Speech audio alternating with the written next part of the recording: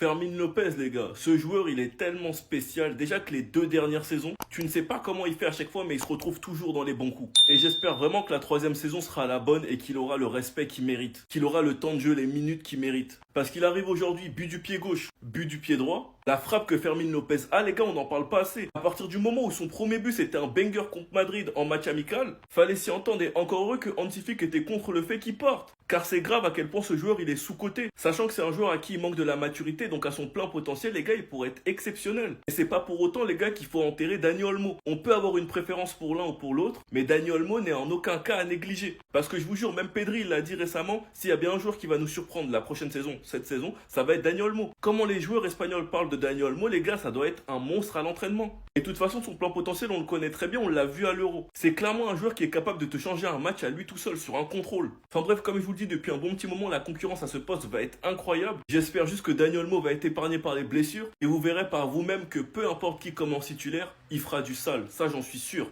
Surtout si c'est cette attaque. Enfin bref, sinon vous les gars, vous en pensez quoi? Ramenez sur n'importe on s'ennuie. Vous avez vu ce que ça fait? L'embrouille avec Gavi, il est complètement déchaîné. Je l'avais pas vu aussi fort depuis les derniers Jeux Olympiques avec l'Espagne. C'est dingue de le voir aussi fort avec une palette aussi large. Rien que sa finition sur son premier but, une fois qu'il a intercepté le ballon, pour venir placer le ballon dans les cages d'une telle distance. Faire poursuivre ça avec ce but encore une fois dans le dehors de la surface. Regardez juste à quel point personne s'y attendait, c'est absurde. Le gardien peut que regarder. Le ballon qui a fini plein de lucarne gauche. Ils sont tous choqués. Comme si ça suffisait pas, regardez ce qu'il est capable de créer. Il projette directement son coéquipier via la passe. Rashford qui s'enfonce en pleine surface. Qui envoie Rafinha qui a juste à terminer. Se dire qu'il y a quelques jours, certains supporters barcelonais disaient que ça allait créer un désordre, que obligé Gavi ou Firmine devait partir l'un des deux. Mais quand vous voyez à quel point au final, il en a tiré de la force, qui revient sur le terrain, il réagit comme ça. Ce petit littéralement fou. Des fois, on oublie à quel point son potentiel est tellement énorme. Je l'ai suivi de près lors des Jeux Olympiques, je savais à quel point il était boosté. Il s'est un petit peu fait oublier depuis. Mais c'est tellement incroyable comment il peut apporter, que ce soit au milieu de terrain, offensivement. Il est vraiment ce type de joueur que chaque équipe, chaque club,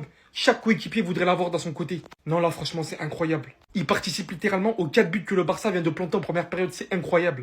Je n'attends pas la fin du match pour faire cette vidéo.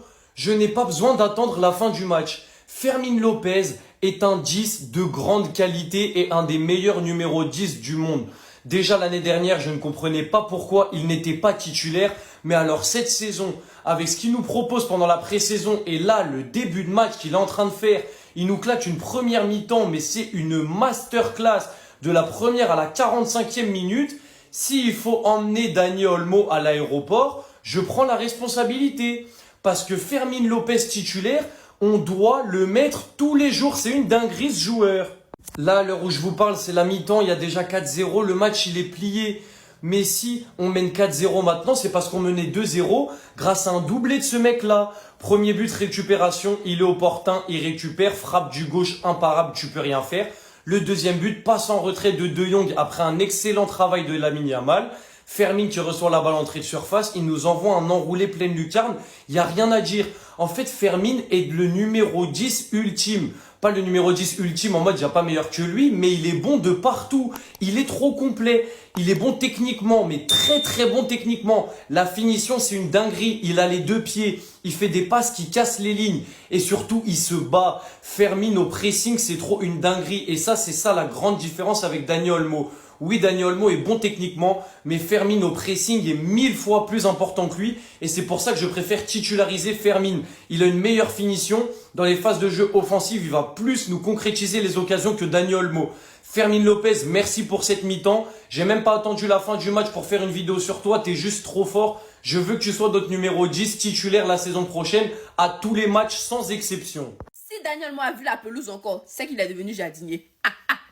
Une populaire opinion qui ne devrait même pas être un avis impopulaire, Fermín Lopez mérite d'être devant Dani Olmo dans la hiérarchie matin, midi et soir. Si on doit avoir un joueur titulaire au poste de numéro 10, c'est Fermín qui passe devant Olmo. Et tout le monde devrait réfléchir comme ça. Parce que d'un côté, on a un joueur comme Fermín qui donne tout, qui est constant, qui a un sens du but hors norme, qui se bat, qui est au pressing, qui lâche jamais rien. Et d'un autre côté, on a un joueur comme Olmo, qui est talentueux, oui, mais qui est très irrégulier, qui passe presque tout son temps à l'hôpital général de Barcelone. Il peut pas enchaîner 5 matchs. Au bout du 3e match, déjà, il ressent des gènes. J'ai l'impression que son corps ne supporte pas l'intensité, en fait. Alors qu'on a quand même dépensé 60 millions d'euros pour lui, hein. Pourtant, Fermín, on l'a enlevé en 3e division. C'est un enfant de la Masia, c'est un Massian. C'est pas un titulaire indiscutable, mais quand on lui donne sa chance, il saisit. Et aujourd'hui encore, haute masterclass. Pendant la première mi-temps, il a été exceptionnel à la récupération, lecture de jeu, passe. Il était dans le tempo, il était dans le rythme, c'était parfait. Tous ses efforts ont été récompensés, il a marqué un doublé. Pour moi, en tout cas, si on doit jouer en 4-2-3-1, c'est lui le numéro 10. C'est lui le titulaire. Olmo, on lui a donné sa chance. On lui a donné sa chance. Mais il n'a pas convaincu. En plus de se blesser énormément, il n'a pas convaincu. Ce pourquoi on l'attendait, il l'a pas fait. Alors que Fermin, désolé, mais il saisit la chance qu'on lui donne. Il est constant, il est plaisant à voir jouer, il est régulier. Pour moi, en tout cas, si Hansi Flick se base vraiment sur la méritocratie, Fermin doit être le titulaire au poste de numéro 10. Et il n'y a pas de débat, il n'y a aucun débat. Si Olmo veut avoir une place de titulaire, il va devoir se battre. Mais pour moi, en tout cas, celui qui doit être devant dans la hiérarchie, c'est Fermin. Olmo, il doit encore prouver. Voilà.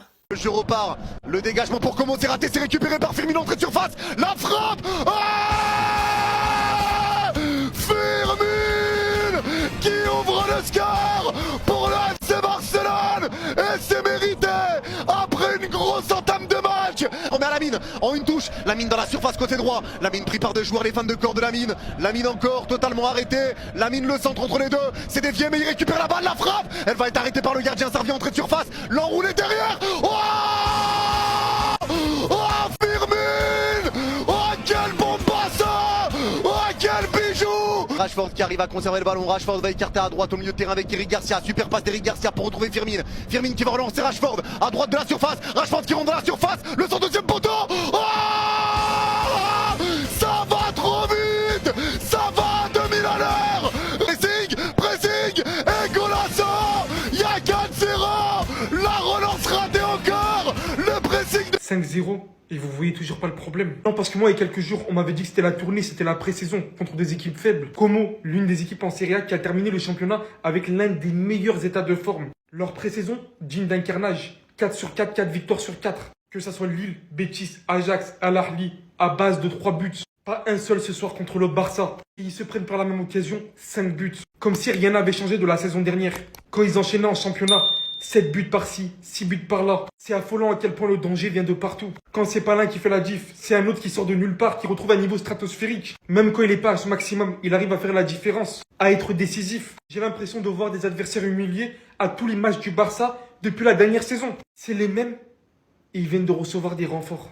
Franchement, arrêtez de prendre ça à la légère, je vous dis les gars. Ne vous dites pas que c'est que des matchs amicaux ou je ne sais quoi, parce que c'est un minimum représentatif en fait. Les buts que vous voyez, le nombre de buts qu'ils inscrivent, c'est des chiffres réels. Et croyez-moi que par plaisir, aucune équipe voudrait prendre 5-0 aujourd'hui. C'est juste que c'est le Barça, c'est juste qu'ils sont beaucoup trop forts ces derniers temps. Victoire 5-0 du FC Barcelone pour son dernier match amical. Et de quelle manière, s'il vous plaît? Clean sheet, t'as un vrai gardien, t'as un effectif pour faire tourner, pour se faire plaisir. L'équipe monte en puissance depuis le premier match de préparation. Mais Fermin Lopez, s'il vous plaît. Oh non, Fermin, provoque Gavi autant que tu veux, c'est bon ou pas? Fais autant de postes que tu veux. Pied droit, pied gauche, Real Madrid, peu importe l'équipe, bon de la tête. Non, Fermin, le joueur là. Je perds Olmo, fais Bellec. Deuxième année du flickball. Comme, je crois, 5 fois hors jeu en 10 minutes. On retrouve le prime. Et les gars, ce qui va être la clé de cette saison, c'est le temps de repos. Si on n'a pas autant de joueurs qui jouent autant de temps, c'est fini. La Liga, on va la plier dès le mois de décembre. Rashford, en 9. En plus, déjà qu'on a plusieurs options offensives désormais. Par ces options-là, il y a plusieurs animations offensives. On les a vus changer avec Rafinha, Lamine Yamal des fois. D'ailleurs, Rashford, quel travail, relance de Johan Garcia. Il est là, dos au jeu, hop, remise derrière. Ensuite, il va la course jusqu'à pour ensuite dépasser Fermin, il me semble. Faire la passe D à Lamine Yamal. Quel travail! Rafinha, j'en parle même pas, il court partout, il cavale. Vous aviez des doutes, vous pensez qu'il allait baisser comme ça d'un coup. Sérieusement, les gars, ça va être atroce. Parce qu'au milieu de terrain, les gars, c'est n'importe quoi. En fait, vous allez être là, d'un coup, le tempo sera maîtrisé, tout ça. Frenkie, Pedri, Koubarsi. Et puis si ça accélère, quand ça va accélérer, c'est fini. Baldé, Rashford, Rafinha, Lamine. Et